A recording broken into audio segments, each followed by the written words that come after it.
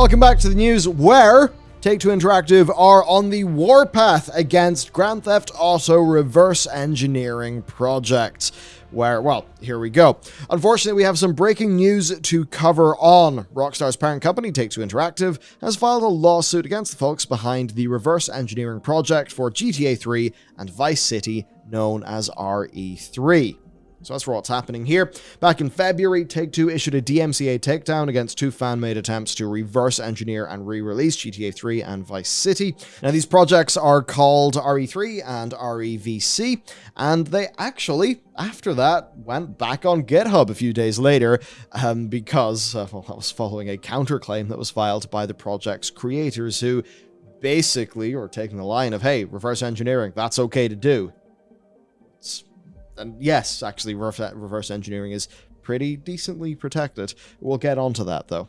Now, Take-Two have been quiet about this for a while, but last week, they relaunched their attack with a formal lawsuit against the creators, and this accuses them of unlawfully copying, adapting, and redistributing source code for GTA 3 and Vice City, which, of course, is stuff that Take-Two owns. Now, the creators' stance has always been that their code is entirely reverse engineered, and it is not a replication of Take-Two's own source code. And this is just where you get into reverse engineering. You can talk a lot about this one, where it all is interesting. From PC Gamer, it would appear the code in the RE3 repo is reverse engineered, not a straight decompilation. RE3 fork maintainer Theo said at the time, I believe Take-Two's claim to be wholly incorrect if this is the case, since the code may be functionally identical, but not exactly identical. They hold no claim to the code. And that's the thing. It's, it's like not really what the code achieves. It's like the specific code in a case like this. And I think to help explain this, Matt, what's next? What's the deal with all of this reverse engineering business? Yeah, so it's very interesting because reverse engineering is completely fine. It's literally just, how does this work? I guess I'll rebuild it from scratch. It's looking at it and rebuilding it. It's not literally copy pasting. It's the idea of, copying homework in a sense, where how do you determine you've copied someone's homework? If the answers are the same and you don't know the working out, that's the different part. So that's like the kind of almost the layman way to explain it is, Take-Two are accusing these people of copying their homework, but they're saying they did it from scratch themselves and came to the same results. So you go, oh, well, yeah, there's no actual proof. So I think the goal is to, hit them with as much as they can in the legal effort and see if they can get them to back down there, or maybe try to sell like the specific case here, because the legal implications is if you're reverse engineering, you can look at the Super Mario 64 PC port as an example, where Nintendo had removed basically, every version of the PC port that was compiled that had assets included is legal fair game to get removed from DMCA claims, legal stuff, all the same. But the actual decompilation project on GitHub lives to this day because it's legally protected.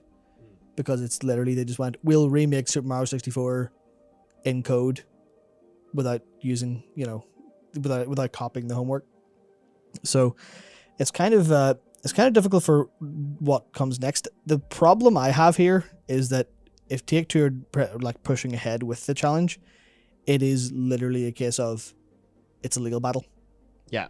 And as we all know, legal battles are extremely expensive, and that's where big companies will actually, they'll come in with their weight of extremely expensive lawyers, try to bury people under the cost of it.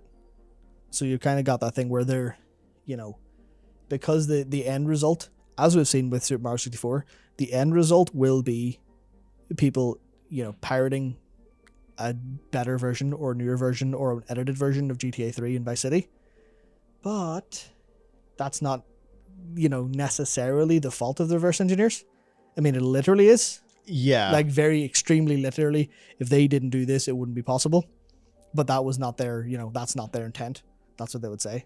That's what is like legally. That's the sort of thing where basically everyone knows their intent. Yeah. But their intent is like not their formal legal intent, right? It's like all the people, you make an emulator, it's okay to make an emulator, absolutely. Mm-hmm. But we all know, know what an emulator is going to be used for. Yeah, I mean, that's exactly the thing where, Yuzu's not taken down, Region X aren't taken down, but the vast majority of people who are going to be using those emulators will be to play Switch games.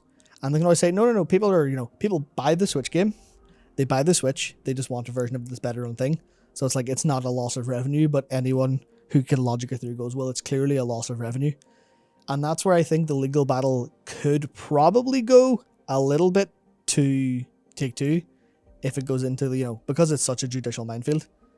If Take-Two go up and go, the end result of what they're doing, because I mean, they are suing for irreparable harm.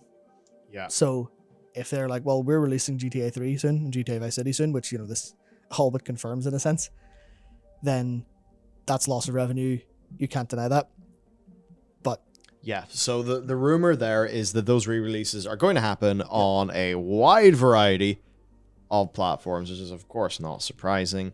The RE3 project let people play GTA 3 and Vice City on the likes of Switch, Wii U, PS Vita, which obviously Take-Two would not be that happy about because, first time you can play this game on this platform, that's a selling point. Yeah, so they obviously don't want to have that be got, and I think that's reasonable enough. It's just there is the fun, just the legal side of it is interesting. It's like the reverse engineering, that's like totally grand, and like that should all be good and protected, right? There's reasons why you should be able to to reverse engineer things. It's just interesting when the literal use of that reverse engineering will be what it's obviously being, right? Yeah. Which then for Take-Two, it's like, if you're Take-Two, do you want your games to be released on other platforms without your, permission or anything like that? And in a world where realistically most people are just going to, pirate a copy to get the assets, officially from the reverse engineers, it's like, you can compile something, but own the game first. Yeah. So those are legally obtained assets, but I think we all know that's not going to be it's really what's going to happen all the time. It's the same emulator defense of just, we're creating a tool. You can't blame the tool. You can't blame the tool for what people do with the tool. You can't, stop selling, what do you call the things? Chain cutters, You can't stop selling those because people steal bikes with them. Like, that's kind of the same concept in a way. Yeah, very much so. Now the other side of this, of course, is that piracy is a service problem. Yep. It's like, you want to play Grand Theft Auto Vice City on a Switch, the company won't let you. Well, what are you going to do? Yeah, I know lots of people. I mean, just about everybody would be pretty much willing to do this deed. I mean, come on. Game Boy emulators. Yep. Which, funny enough, I think there's a rumor that some GBA stuff is coming to Switch, isn't it? I think that's GBA. Because they have the NES games on the Nintendo Online platform. I think the rumors that they're bringing Game Boy and Game Boy Color and Game Boy Advance games maybe to that, which would be nice. But also, it's a lot different than going, here's the game that still works for perfectly well, play it on your Switch. Yeah. Which is kind of the thing. There's one comparison I wanted to bring up because it was, I can't remember who it was. It was someone either affiliated with Night Dive Studios or someone from the studios themselves tweeted around this thing going, if you were working on a reverse engineering project that, that was of a game that Night Dive Studios are working on. For context, Night Dive are the remaster heavy stuff. Modern Vintage Gamer works for them, I believe, as well. Or at least did. I think he still does. And they worked on, I think it was System Shock, and then the recent Quake remaster, that by all means is like astounding and fantastic. They worked on that as well. So they were saying that if you're working on a reverse engineering project and they were attached to the game, they would hire you, not take your repo offline. Yeah. They would just say, oh, you know what you're doing. You're familiar with this game. Come on, help us. And then we can get the product to market. We can get it in everyone's hands, and then the rightful owner can make the money. Which is, obviously that's the ideal situation. But, if the company don't have the resource to do that or refuse to do it for whatever reason, then it's left in the consumer's hands. So it's the kind of thing where, right now it's because it's a future loss of revenue that they're anticipating that makes it feel bad. But then if they release a fantastic game, that is, they release a fantastic remaster across all platforms, then no one will complain. It's just that they're taking that away in anticipation of that potentially which is the part that really, really sort of stings, especially if they end up like pricing it really high for a variety of reasons, stuff like that. Yeah, now there is a bit extra going on to GTA Underground, which has been a live project since February 2015, went offline last week with the creators citing imminent danger to our mental and financial well-being. Now, GTA Underground, as a project, I will say, is extremely cool. It was essentially unifying the 3D Rockstar games into one map. So that's GTA 3, Vice City, San Andreas, Manhunt, and Bully, all in one big map. It's pretty cool. And yes, it did contain material from Rockstar's catalog, but they also did do a lot of custom work on the likes like NPCs and vehicles for this. And what they said is, due to the increasing hostility towards the modding community and imminent danger to our mental and financial well-being, we officially ceased the development of GTA Underground and have taken all downloads offline. Now, that's an interesting thing because, yeah, there's one way of, yeah, okay, sure, increasing hostility towards the modding community. But, I mean, then there's also, like, a bit of a perspective from Take-Two of, like, well, hey, this is our stuff. Yeah. Which is always tricky. It's like that thing, you know, what do I want? Well, what I want is, and maybe I'm luckier than others here, I want a really good, you know, Lord of the Rings experience in Total War or in Mount and Blade. And thankfully, at least the one for Warband didn't get shut down, and the Lord of the Rings mods for some of the Total War games haven't been shut down. But I know some other ones have. And it's like that for a lot of people, you know, the modders just have the idea of what the people truly want, and that can be so exciting. It is just then really tricky when that basically involves, well, you know, being a bit fast and loose with, you know, people's rights to actually do things. Yeah, that's the thing. It's like, I disagree with taking a strong stance towards modding, but I mostly think of that from the prospect of, like, you know, Skyrim mods, where they are inherently additive. You buy the game, you get the mods, it's great, as opposed to things that really, really blur the lines. Because especially with games that you sort of can't get in some capacity, because I don't know if you can get a copy of GTA 3 that would, you know, deliver the correct amount of revenue to Take-Two at the minute. I don't think they sell, and maybe it's like available digitally or something, but then that would be on a platform, on like an older platform. So, you know, you're not going to go buy a PS2 game and they'll get all the review. You'll have to buy a used copy. So it's the kind of thing where I think Take your, you know, legally completely sound for attacking stuff. It's just, if you want to be correct about it and you want to, you know, do best by your community and by your player base, you'll be very specific about what you do. You take out things that, you know, basically, you know, involve piracy or directly attack your revenue. Yeah. But it's when things are additive, you don't touch those. GTA Underground feels very much like it was something that would interfere with their ideas of bringing back the remaster stuff, because it's a different product and a better product that would take away. Yeah, so it's that thing where it's which is a pity. difficult. Yeah, it's a pity because they did lots of work. Lots of work, really cool project, really cool end goal. Take-Two should probably take notes, maybe. Yeah. You know, maybe not for all of that, but like, it's just that weird thing where we've got to be adults about it and be like, well, this mod project is what we want, but then we've got to be realistic about the overall, you know, sort of legal situation. And yeah, it's just unfortunate because honestly, GTA Underground seems way cooler than a re-release. Of course. Then also GTA Unite went quietly offline at the end of July. That began life in 2006 as two projects. One was bringing Vice City's map into San Andreas. The other one was adapting GTA 3's Liberty City map. Now, these combined into one big project in 2007, and a large update ended up being released in 2012. And then just from the GTA United website, they basically say that, yeah, they're doing this preemptively.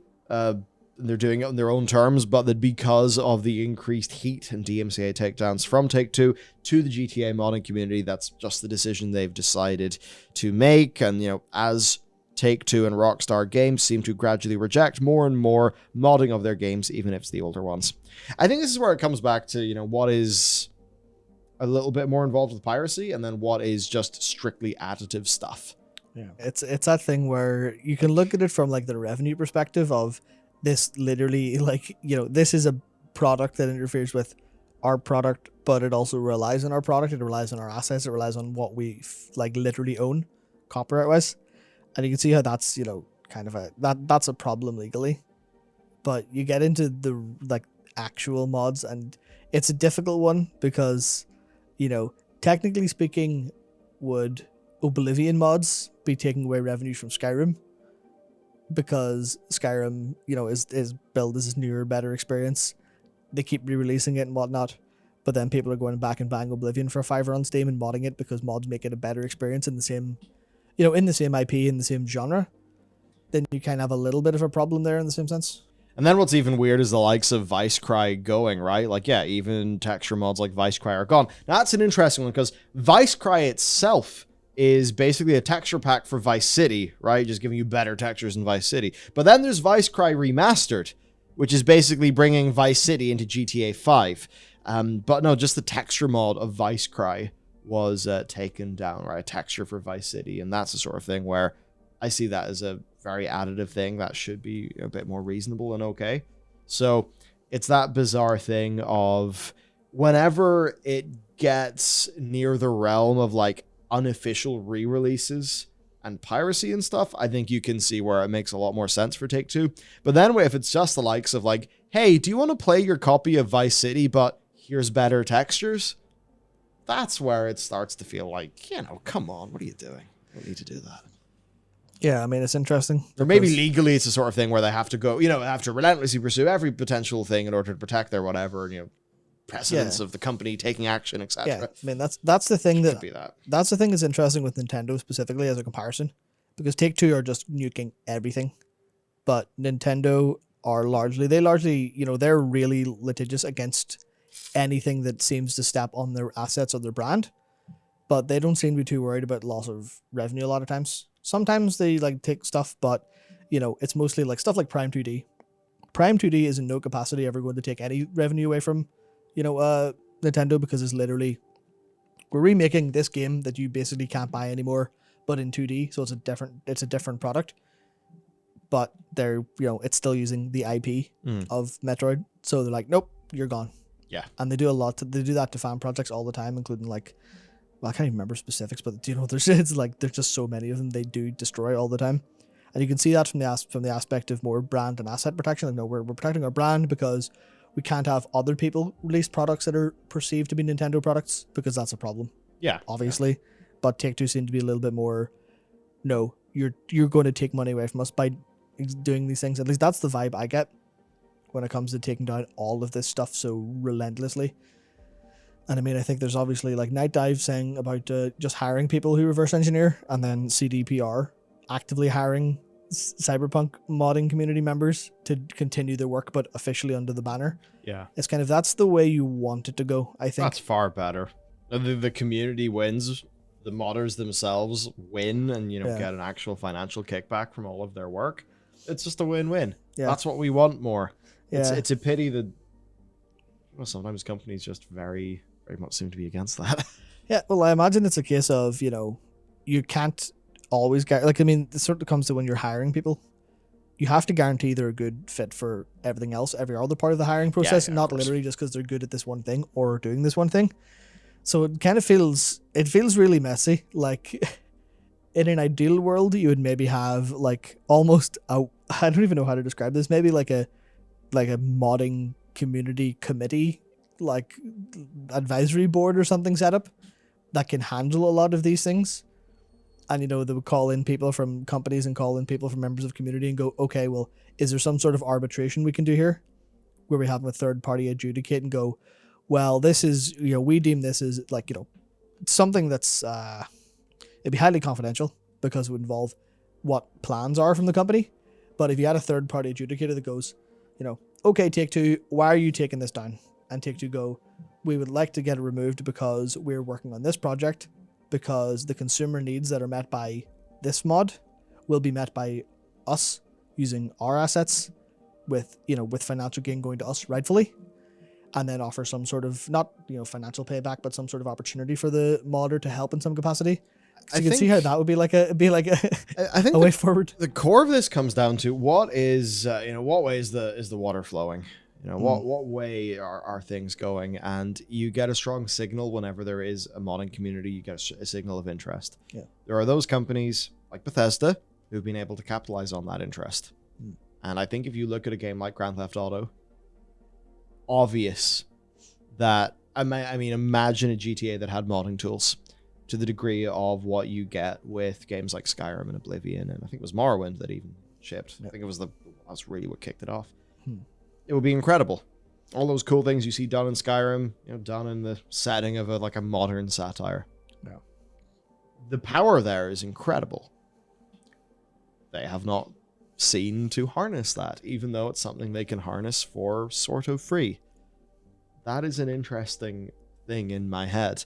And really, when you look at what so much like the VC-backed game industry is going, it's going in the direction of metaverse. And what metaverse really is a humongous embracing of what made Skyrim and Oblivion so powerful. That thing of like, yeah, we've created this virtual world for your character to be in, but now community creators are going to grow and expand that world. And suddenly, Skyrim is almost more of a content platform than Skyrim is just a game. Bethesda tried to get into that, of course, with the creation store, whatever the hell the thing's called. Club? The Creation Club, yeah. It's just very interesting that in this whole big modern era, there are those companies like with Roblox who are really trying to hammer in that. But there's actually so many companies with great worlds and IP, like even Rockstar, who could really stand to gain.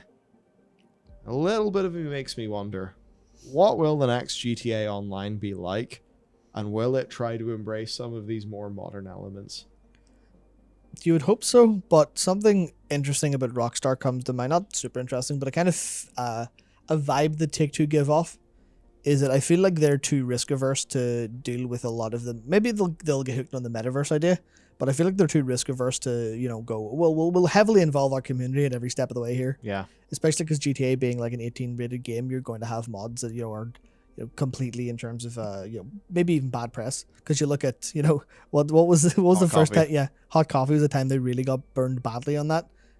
That wasn't even meant to be a joke, burned, but yeah, they got wrecked on that because it was something people modded. They didn't mod it in the game, but they modded the access to it in. So it's like, this really shouldn't have mattered, but now it has because modders opened the game.